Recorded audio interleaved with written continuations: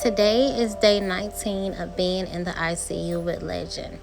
We came in on the night of August 14th for constipation, and then we were admitted into the ICU later around 4 a.m. on August the 15th. We thought that he could do a clean out with taking Go Lightly and laxatives, and that he would eventually clear the constipation and be able to go home like he had in the past. However, that did not work. So then he had to have a clean out done where they put him to sleep. So that took place. How you feeling? Yeah. Well, you getting ready for surgery? Yeah. It's gonna be all right. Yes, it is. You know, you are so strong, and you've done so well before. Yeah. You are really the strongest person I know. You are protected. You are safe. You are loved. Yes, you are. I'll be here when you get out. I love you. So they were able to do the first clean out, and it went well. He was safe and everything, but unfortunately it was not able to get all of the stool out because there was a blockage, so there was a lot of backup. So they ended up repeating the same procedure, putting him to sleep again in a couple of days, and it still did not work completely. So we were faced with the decision to get him an ileostomy. I explained this more in detail later on in the video. This hospital stay has been more overwhelming than all of the other hospital visits that we had this year, because answers have just not been cut and dry. We have not known when Legend will get discharged, and there's just been so many things that have been up in the air. But coming to the meditation room in the morning when he gets his x-rays done has been helpful. I can't stay in the room with him when he's getting x-rays because I am pregnant, so I do have to leave. But being able to come to this room to just kind of sit and get some quiet has been helpful, because we do not have doors on the room in ICU. I come here to do my homework for grad school too. Okay, so Legend did get put on the ventilator, which was supposed to just be a temporary thing to give him some support after he had his procedure done for the clean out.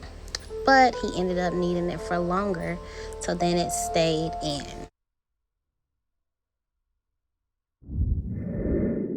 And then he began to have some complications from fever, because there was some kind of bacterial infection with his lungs from being on the ventilator somehow, and then also an abscess formed after his third procedure, which was getting the ileostomy bag placed. So there was different bacterial infections going on in his body, causing him to have fever. Almost a week later, Legend was able to get a visit from his brother and sister, whom made him really happy. Even though he was on the sedation medication, he still reacted to their visit, and you could tell that it put him in good spirits. You just gotta stay here for a couple more days, and you'll be at home, up and running, watching Gracie's Corner, having fun with the nurses. But for right now, chill and relax. Once you get home, you'll be off of all this cord. Oh, what a beautiful butterfly. I'll take a picture of that. While being on the ventilator to assist Legend with breathing, he's had to also be on sedation medication so that he could be still and not pull the ventilator out, because it is traumatizing for him to take the vent out and have to get it replaced over and over. So the sedation medication is the best way to keep him safe. It's been really hard to see him just being still, not his active and playful self. However, I just have to keep in mind that it keeps him safe. Doing things like reading to him and praying with him is helpful so that he can just hear some different words while he's in the sedated state. So that's something that I've been doing. It's been overwhelming to try to articulate and put in words everything that's been going on because things have just been moving fast and we've just been trying to take it day by day. But here in this next clip, I do my best to provide you with full details on the duration of this 19-day stay, where we're at now, and where we're going.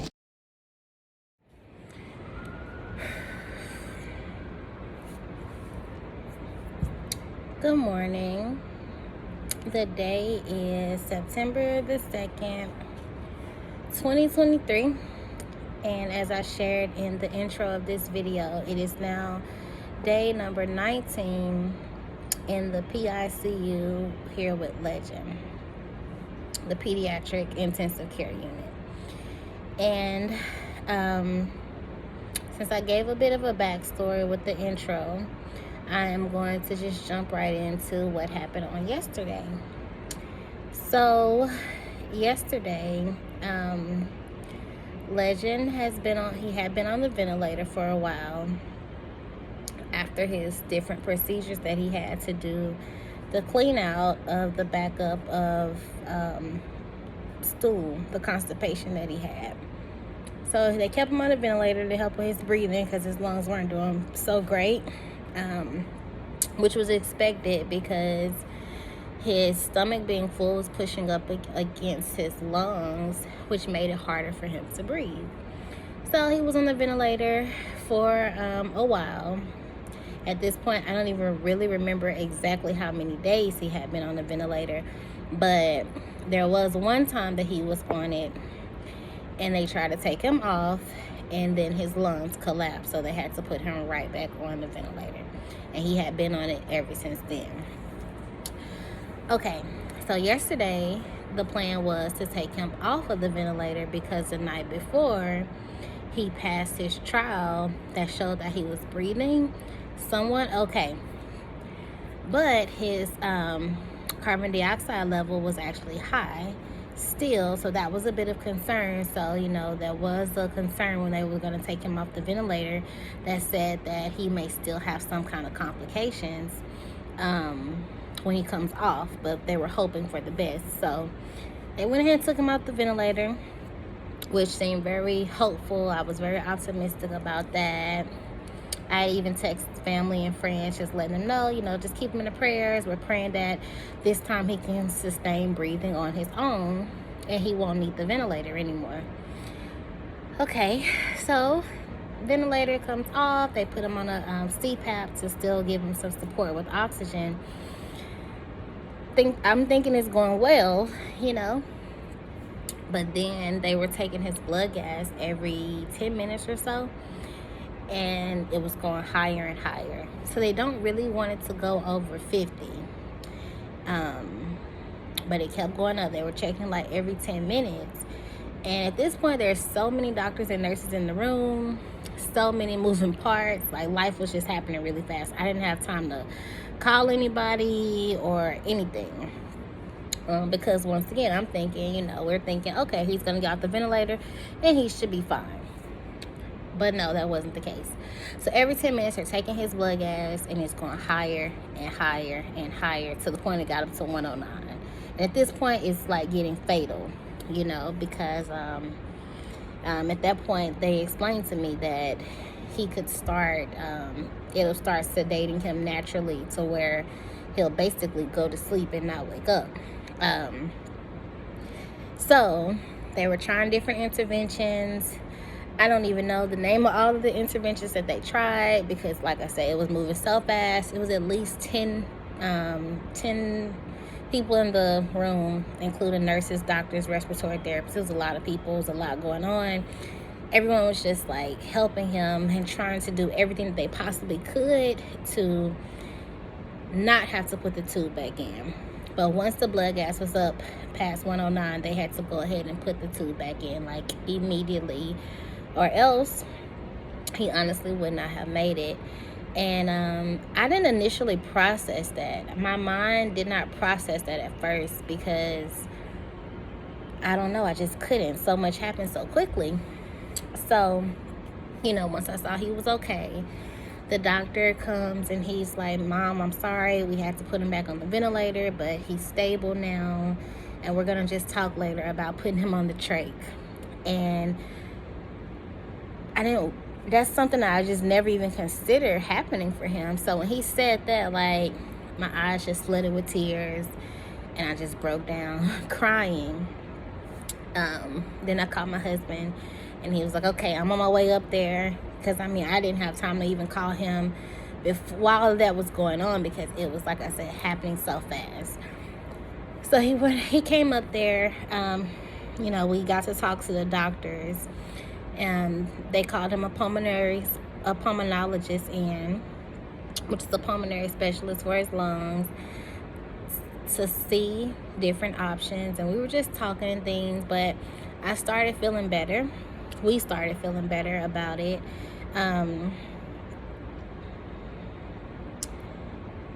Yeah. So, give me a second. I need to gather my thoughts.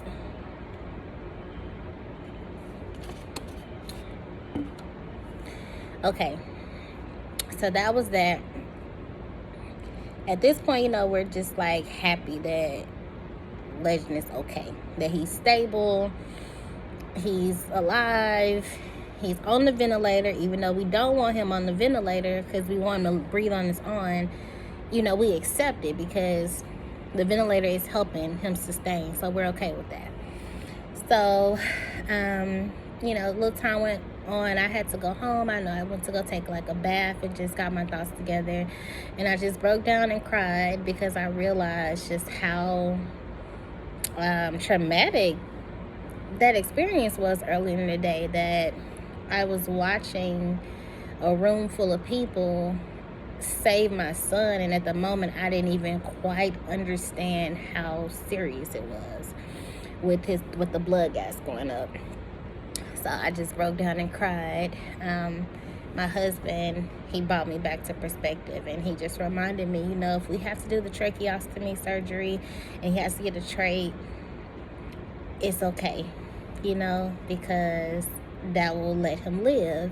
And he just reminded me of how much Legend loves and enjoys life, and that is what he would want if that is what would keep him here. And so that definitely helped me a bit to come back to center and accept it.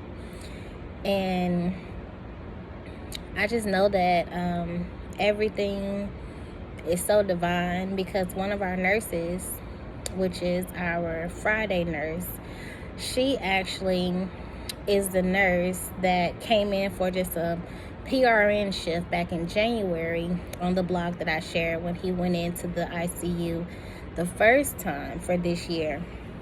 And she's the one that helped us get to the hospital when she noticed that that his lungs, there was issues going on with his lungs from her stethoscope, and just checking his levels and things like that. But it's just so divine that she's also a nurse that has worked with a lot of patients that have had the tracheostomy, and they've actually been able to get off of it while they were in her care. So that's hopeful too, to know that it's not permanent if he does have to get it. So I was reminded of that, and I actually text her, so. But where are we now? So last night, he had a really good night. He was stable.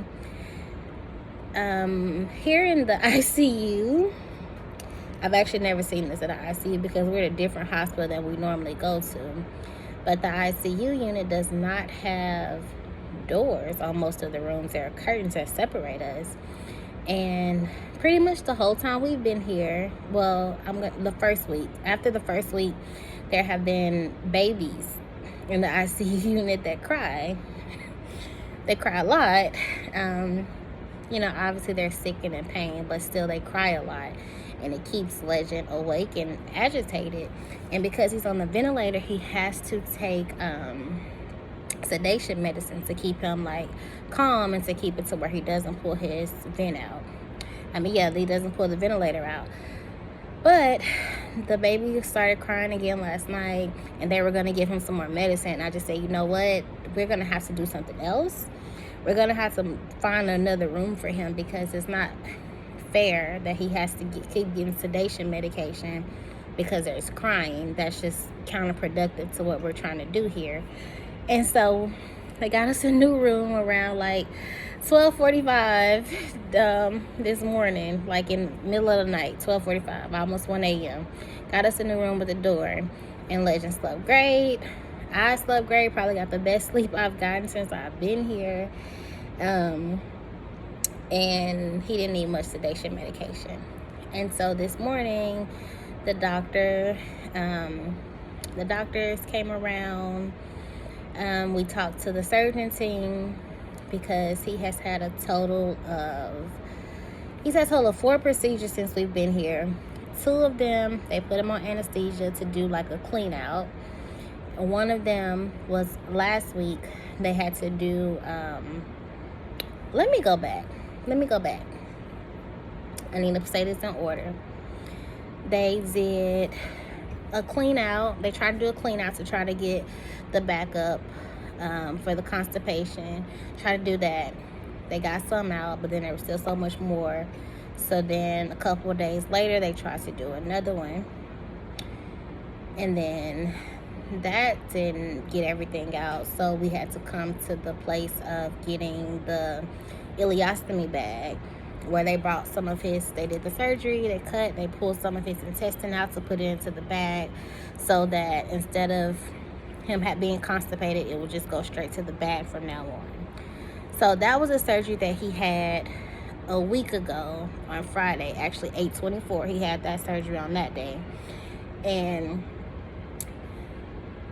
we noticed that the night before he had the surgery, he started running fever.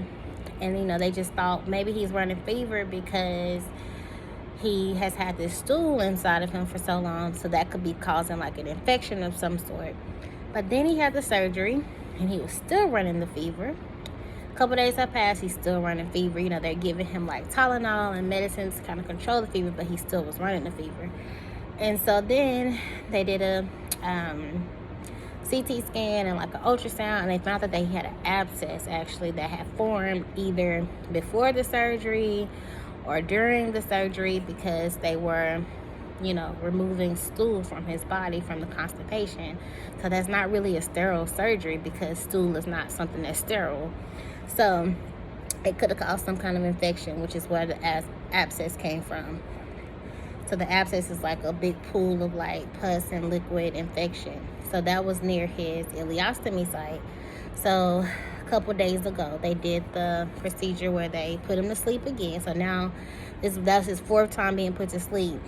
And they put the drain in to drain the pus and the fluid out from the abscess. So he still has that drain out. So that is all of the procedures that he's had so far. So back to what I was saying. The surgeon came around today and checked it to see how the drainage site was going. That's still going well. The doctors made their rounds.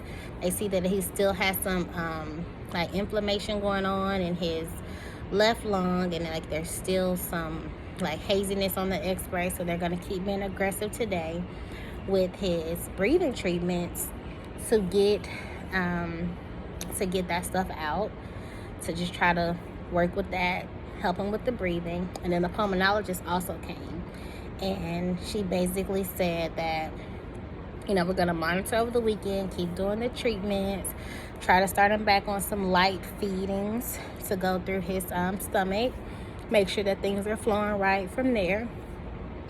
But they're gonna try to work and see if some steroids can maybe help the next time they try to extubate him by taking out when I say extubate, take out the tube, the ventilator tube, see if like some steroids can help, and they're going to try to like see what is the underlying cause of why he keeps having respiratory issues. And if they can't find anything, the worst case scenario is they're going to put him on a temporary tracheostomy, which will be a surgery he has to have to get the trach placed in to help him breathe, essentially. So that's the worst case scenario. And me and my husband, we accepted that worst case scenario yesterday, actually, and today we see it in a whole new light. It's not really the worst, you know, like if that is what it takes for him to live, then we are all for it, you know. So we're thankful that there are options, but we're also thankful that the doctor is going to try everything before that happens. So this meeting with the pulmonologist and his full team of doctors and everything, they're going to sit down on Tuesday. It is Labor Day weekend, but also he still needs a little bit more time with trying to do the breathing treatments to help his lungs over the weekend. So we're just going to take it day by day from here, be patient, but we have options, which is good. And Legend is going to live. He's going to live a great life, you know. So we just have to be faithful and just stay the course right now and just be patient. So that is where we are. NICU day 19, not NICU, PICU, the pediatric intensive care unit. NICU is for the tiny, tiny babies. And Legend is 5. Yes, he's 5. And that's a celebration itself, because when we first got wind of Legend being sick back at the end of 2018, when he was just like a couple months, like he was like 6-7 months old, and he started getting sick, you know, we had no idea what was to come from that. And then fast forward a couple months later into 2019, they placed a G button for his surgery. He had a G button placed in his stomach to take his feeds because he was not swallowing correctly. So he wasn't getting proper nutrition. He wasn't gaining weight. So he did get that G button surgery in 2019. But then they also told us he had lysosomal storage disease. And they told us that our child would not live to see age 2. And that if he lived to see age 2, his health was going to start declining. And he would live a short life. And so him being 5, that's a testament in himself, and that this is, I mean, yes, this year has been tough, you know, with things changing with his respiratory health and, you know, the constipation and things like that. But before this year, you know, he's really been doing great, you know, and he's actually been trending in the right direction when it comes to getting better. So that whole thing about him, you know, health declining if he did get to see age 2 or not seeing age 2 is really a thing of the past. So now we're just at a place where, you know, we see what comes next and we just take it from there. Because when we started this journey, we had no knowledge of his condition with the lysosomal storage disease. And later in 2019, they gave him a diagnosis of, they specified his lysosomal storage disease to be hyperpigmented organ anomaly demyelination, which is a rare genetic condition to where there's only 2 other people in the world with it so far. So not only do we not know anything about it, the doctors do not know anything about it, you know. So we took that diagnosis in 2019, and here we are 2023, and we're now facing new complications. But we have a plan. Legend has lived a good life thus far, and he's going to continue to live a good life. And even this year, though this is the year he's had the most hospitalizations and hospital stays, he has been thriving when it comes to his physical development and his neurological development. He's been hitting milestones like with standing and being able to sit up and working his power wheelchair. And just doing all kind of amazing things that no one ever expected. Well, let me not say no one, because me and my husband, we've had the expectation that he was going to get to do great things, but that the doctors didn't expect him to do. They didn't expect him to do any of this. Like I said, they expected his health to decline drastically if he got to see age 2, but it hasn't. So today we celebrate that. We celebrate where we are. We celebrate that although yesterday was a hard day, we got through it. Legend is still here, and there is a new plan for him going forward, and we are okay with either, whether they find out what's wrong, or whether he has to get the trach, a temporary trach, until that things can kind of just settle down. So that's where we are.